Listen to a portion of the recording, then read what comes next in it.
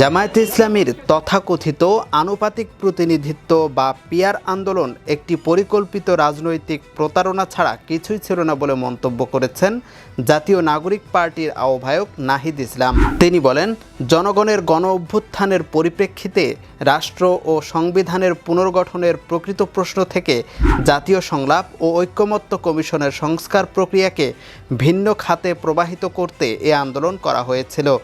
রোববার বিকেলে নিজের ফেসবুক অ্যাকাউন্টে দেওয়া এক পোস্টে এসব কথা বলেন নাহিদ। এনসিপির আহ্বায়ক পোস্টে লেখেন, ভোটের আনুপাতিক প্রতিনিধিত্বের ভিত্তিতে উচ্চকক্ষ প্রতিষ্ঠার দাবিটি ছিল সাংবিধানিক সুরক্ষা হিসেবে। আমরা এ ধরনের মৌলিক সংস্কার ঘিরে একটি আন্দোলন গড়ে তুলতে চেয়েছিলাম এবং জুলাই সনদের আইনি কাঠামোকে বিস্তৃত জাতীয় ঐকমত্যের মাধ্যমে প্রতিষ্ঠিত করতে চেয়েছিলাম।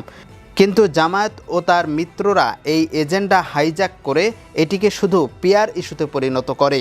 এই পিয়ার আন্দোলনকে দলীয় হীন স্বার্থ আদায়ে দর কষাকষির হাতিয়ার হিসেবে ব্যবহার করে।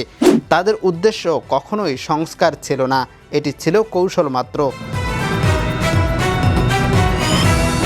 নাহিদ আরও লেখেন, জামায়াতে ইসলামী জুলাই অভ্যুত্থানের আগে বা পরে কখনো সংস্কার আলোচনায় অংশ নেয়নি।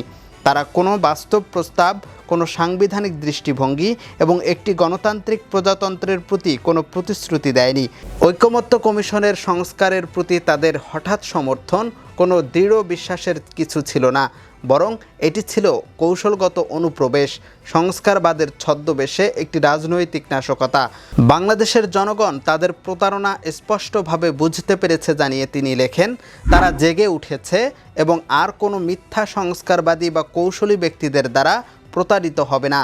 সর্বশক্তিমান কিংবা এই দেশের সার্বভৌম জনগণ কেউই আর কখনো অসৎ, সুবিধাবাদী এবং নৈতিকভাবে দেউলিয়া শক্তিকে তাদের শাসন করতে দেবে না।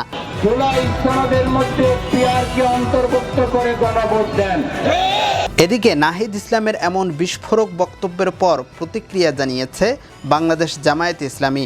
রোববার দলটির কেন্দ্রীয় সহকারী সেক্রেটারি জেনারেল অ্যাডভোকেট এহসানুল মাহবুব জুবায়ের গণমাধ্যমকে বলেন, দায়িত্বশীল জায়গা থেকে নাহিদ ইসলামের পিয়ার নিয়ে জামায়াতে ইসলামীর আন্দোলন ইস্যুতে এ ধরনের বক্তব্য অপ্রত্যাশিত ও অগ্রহণযোগ্য, যা কোনোভাবে সমর্থন করে না জামায়াতে ইসলামী। ইএফটি ফার্স্টের সাথে ট্রেড করুন যে কোনো জায়গা থেকে, ক্যাম্পাসে ক্লাসের ফাঁকে, ঢাকার জ্যামে বসে কিংবা ঘরে বসে।